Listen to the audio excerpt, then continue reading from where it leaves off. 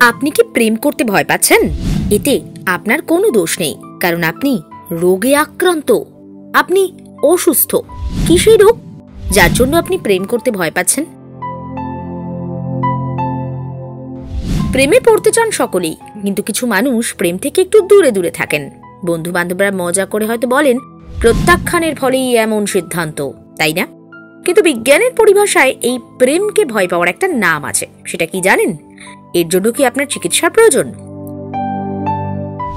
এই পৃথিবীতে নানা জটিল রোগ ক্রমাগত দাপিয়ে বেড়াচ্ছে।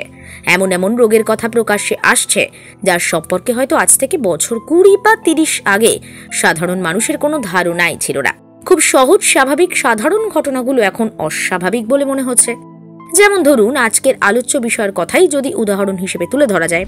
প্রেমে পড়তে সকলেই চান, এ কথা এই সমাজ বিশ্বাস করে, কিন্তু কিছু মানুষ প্রেম থেকে দূরে দূরে থাকেন।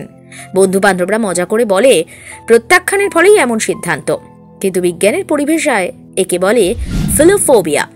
এই ভয়কে এইভাবেই ডাকা হয়। ফোবিয়া মানে তো ভয় জানেন। রোগটাকে যদি দুটো শব্দে ভাগ করা যায় তাহলে বলা হয় গ্রিক শব্দ ফিলোস অর্থাৎ প্রেম বা ভালোবাসা, আর ফোবস মানে ভয়, এখান থেকে ফিলোফোবিয়া। ভাবতে অবাক লাগছে তো, প্রেম করতে কেন বা ভয়? এটা একটা সিরিয়াস কন্ডিশন বলছেন মনোবিজ্ঞানীরা। দুজন মানুষের একে অন্যের প্রতি আকৃষ্ট হওয়া, মানসিকভাবে একসঙ্গে ভাবনা চিন্তা করা, শারীরিকভাবে মিলিত হওয়া, এই সব কিছুই প্রেম ভালোবাসার এক একটা অধ্যায়।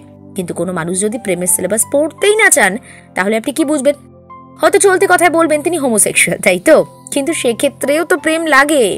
আসলে সমলিঙ্গ বা বিপরীত লিঙ্গ যাই হোক, প্রেমটা তো লাগবে।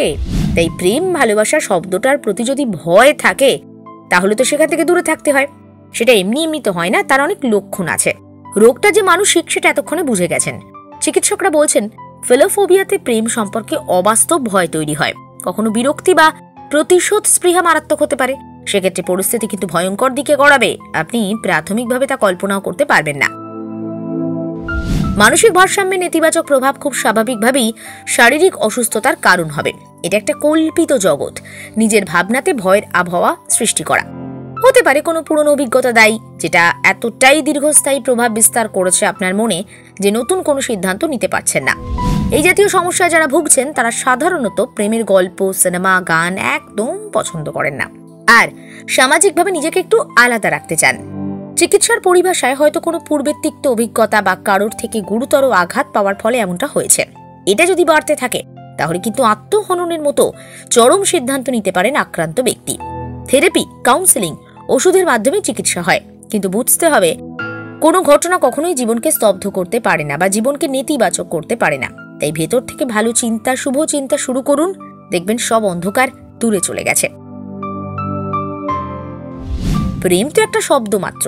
যদি মানুষের থেকে আঘাত পেয়ে থাকেন তাহলে শিশু, বই, গান, প্রকৃতি ভালোবাসুন। এরা তো আর আঘাত দেবে না, কিন্তু এভাবেই ভালোবাসায় বিশ্বাস ফিরে পাবেন।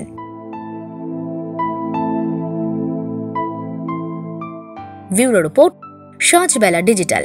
সফল হোক স্বপ্নের।